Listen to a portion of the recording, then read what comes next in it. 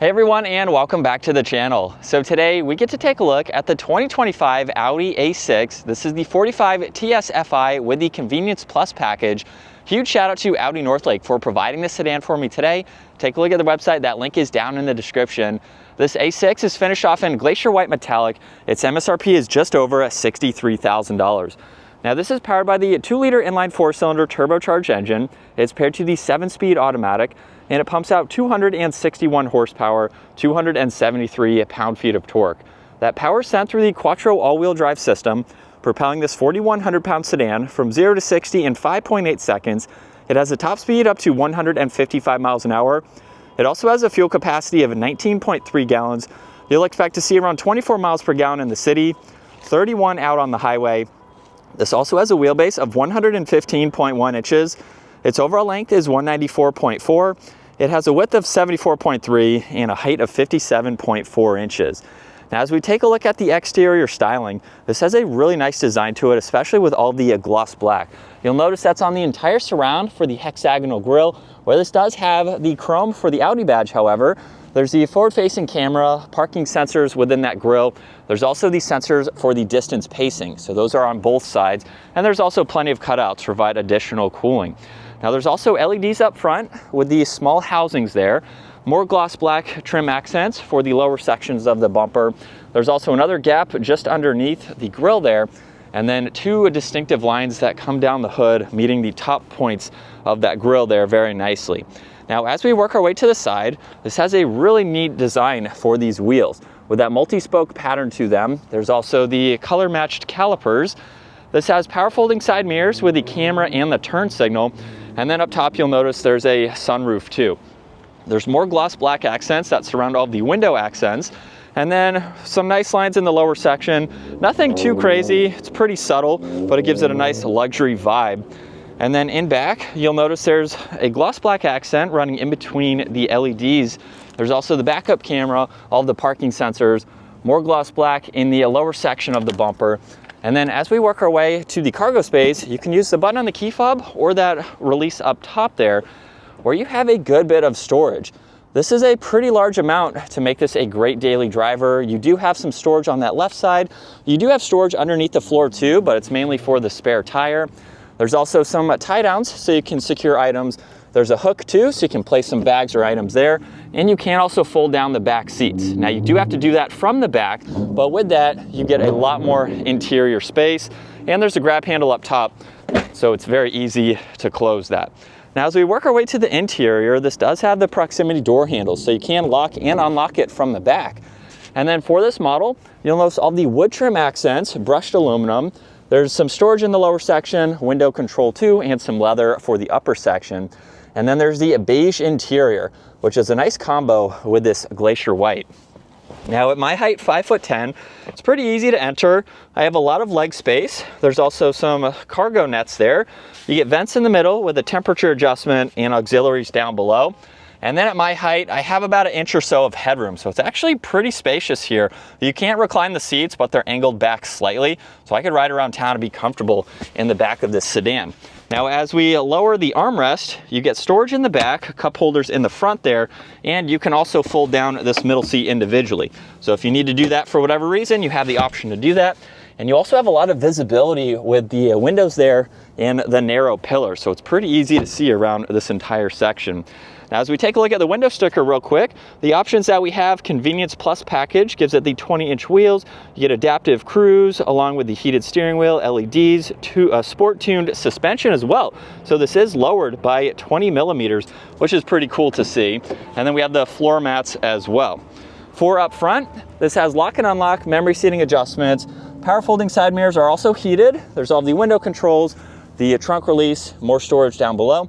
And then the automatic front seats, which have a great look to them. Now this is also pretty low, so it's easy to hop into, where we have the solid leather steering wheel. There's also the paddle shifters on both sides. But let's start this up. We can go over the rest of this, where on this right side, there's tuning, volume, Bluetooth, and voice commands. There's also a favorites button too, so you can set that up to what you would like. On this left side, you have everything to go through the virtual cockpit. So you'll notice on the far left, there's engine temperature. Far right is miles per hour. And then we can also use those arrows to further scroll through the info in the middle. Now you can also click on the view button and you can bring all of this up in full screen. So you can scroll through all of this. You can get into your distance pacing, you have music, phone, and navigation as well, and then you can bring up the tach in miles per hour in a larger view when you need to do that. There's also cruise control in the distance pacing stalk on the left side. You do get storage on the left. There's your headlight adjustments with some more gloss, black, and brushed accents. And then looking at the infotainment system, you have a lot more to go through. So there's a split style here. Then you can also swipe over and view all of these icons. So you can get into all of these as needed. If we go into vehicle, this is how we can get into the drive select. So you have the different driving modes that you can look at. You have your AC, parking aids, lights, and visibility. And then you have all these shortcuts on the left side to further get through that. Now in between the screens, there's engine start stop. When you push on these, you can actually program presets for the navigation, which is nice. And you can also shut that upper screen off. Now the lower screen is basically for all the climates along with the heated seats. If you push on the 3 buttons in the middle, you can get into the heated steering wheel along with the rear adjustments. And then you have fan speed, temperature, where you'd like the air to go. There's also a shortcut for the drive select settings. There's traction control, some defrosters too, and a shortcut to the parking assist. So we can pull up the 360 camera system, where you can go through all of these angles. You can even pull up that 3D view and then swipe around the entire vehicle. And there's also a shortcut down below for your driving assistance. So you can pull that up and set it up the way that you would like. There's volume and tuning. You have cup holders along with a 12 volt. And then if I put this into reverse, you get that backup camera with a top down view. You can also shift using the shifter or the paddle shifters as I showed. There's the e-brake behind that. You get wireless charging with some auxiliaries, a little bit of storage too in the armrest, and then plenty of storage down in the glove box. There's garage door buttons up top, touch sensitive dome lights, and then the controls for the sunshade and the sunroof, as those are both power operating.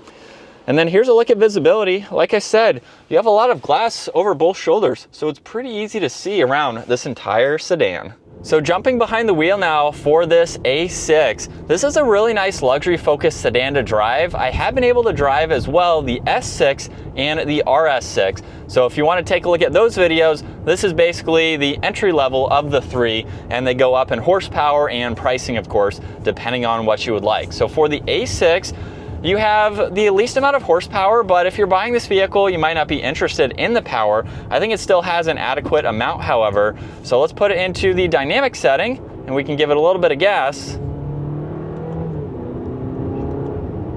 It's definitely pretty peppy for its weight too. That was very impressive for just a mild acceleration. So it has enough to get up and move in traffic situations, but it's just mainly going to be a very nice luxury focused sedan to drive. It's super quiet and comfortable, and we even have pretty good handling for not being one of the RS models.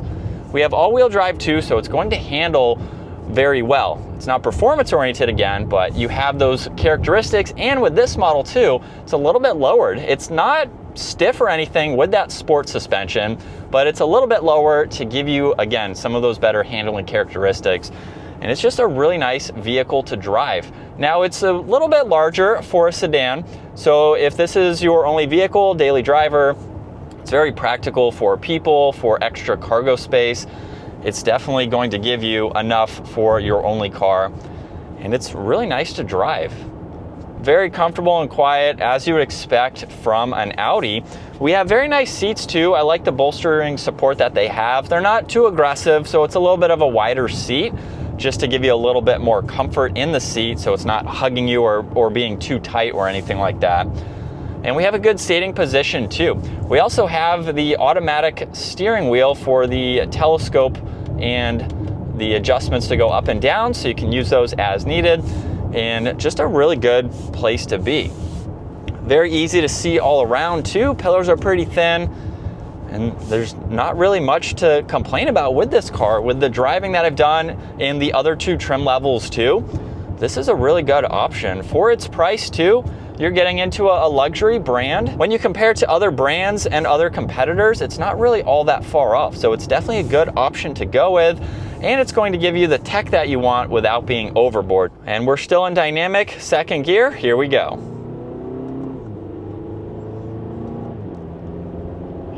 And just a mild acceleration, we're up to speed. Paddles are pretty responsive too.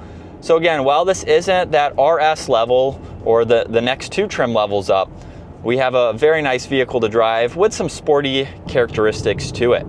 So this is what it's like to be behind the wheel for the 2025 A6. From what I have heard, 2026 should offer a lot more changes for the entire Audi lineup. So this should be the last year for this style. Possibly we'll see that large curved screen. I was recently in the Q6, which is a new electric SUV from Audi, and it had the curved screen in it too, which I think is going to be incorporated into a lot more of the models. Wasn't all that big. If you want to check out that video, you can take a look at all of those specs, but I'm assuming that is what the next model year is going to look like. So if this is a design that you desire, look for a 2025 in the Audi lineup. But again, a super comfortable vehicle to drive, even in dynamic mode there. I believe with this sport suspension, it is fixed. These driving modes are going to adjust your throttle input just depending on the reaction that you want, how you're driving the vehicle, of course.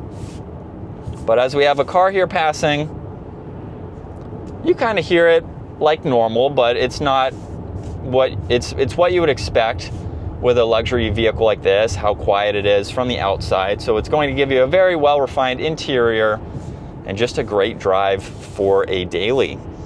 You do have other options, of course, that you can go with, so you can spec these out the way that you would like with some other options. I think we're in a really nice spec, however, to showcase some of the wood trim accents and all of that. And then as far as this being a daily driver, with it being in some parking lot situations, here is a quick turnaround where I didn't swing it wide enough, but it's a small vehicle, so it is easy to maneuver, and the parking aids and all of that are definitely very helpful. So let's give it one last acceleration here, just in the normal setting, and we're up to speed. So that's going to wrap it up for the 2025 Audi A6. Once again, huge shout out to Audi Northlake for providing this for me today. Take a look at their website, give this video a huge thumbs up if you enjoyed it, and consider smashing that subscribe button so you can stay up to date with our daily uploads. I will see you all in the next video.